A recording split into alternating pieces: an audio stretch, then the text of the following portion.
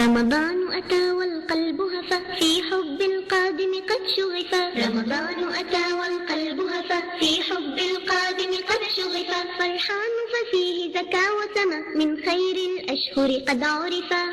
ramadaan waa bisha sagaalaad ee kalendarka hijriga ah. waa bil muhiim u ah dhammaan muslimiinta caalamka iyagoo guta mid ka mid ah tiirarka islaamka oo ah soonka. bisha ramadaan waxay bilaabantaa qorxadhaca maalinta 29aad ee shacbaan haddii la arko bisha. haddiise aan maalinta la arag bil shacbaan waxay ku dhammaataa 30 cisho kadibna waxaa bilaabma ramadaan. bisha ramadaan waa bil cibaado waxaana la soo dejiyey qur-aanka kariimka ah.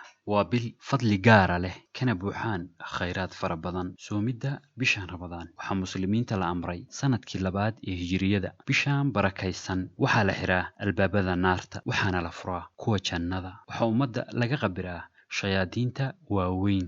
bisha ramadaan inta lagu jiro muslimiinta ayaa soonka xirta laga bilaabo ka hor waa beriga ilaa qoraxdu ka dhacayso. waxayna ka soomaan dhammaan wax la cuno, wax la cabo, hadal iyo ficil kasta oo aan wanaagsanayn. inta lagu jiro bishan muslimiinta caalamku waxay badiyaan cibaadada sida salaadaha, akhrinta qur-aanka kariimka ah iyo sadaqada. waa xilli dad badan isbeddel sameeyaan kaasi oo noloshooda adduun iyo aakhiraba anfacaya iyagoo ka faa'iidaysanaya munaasabadda bishan barakaysan ee ramadaan. soomidda bisha ramadaan ayaa faa'iidooyin badan u leh jirka aadamaha waxaana ka mid ah: 1. waxaa nasasho gala sistamka dheefshiidka ee qofka soomaya. 2. hoos u dhac ku yimaada heerka sokorta jirka. 3. waxaa jirku gubaa qaybo badan oo ka mid ah dufanka dheeraadka ah. 4. soonku wuxuu yareeyaa buurnida iyo baruurta jirka. 5. soomiddu waxay sare u qaadaa hanaanka difaaca ee jirka. 6.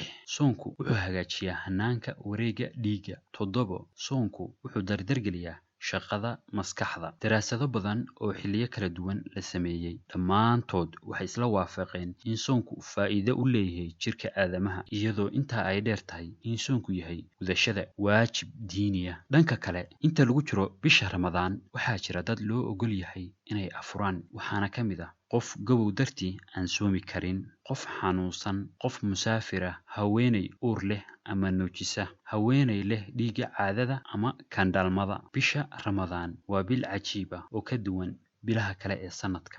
10keeda dambane waxaa ku jira habeenka laylatul qadriga oo ah habeen ka khayr badan 1000 bilood. ugu dambayn allahna waafajiyo dhammaanteen khayrka faraha badan ee ku jira bisha ramadaan.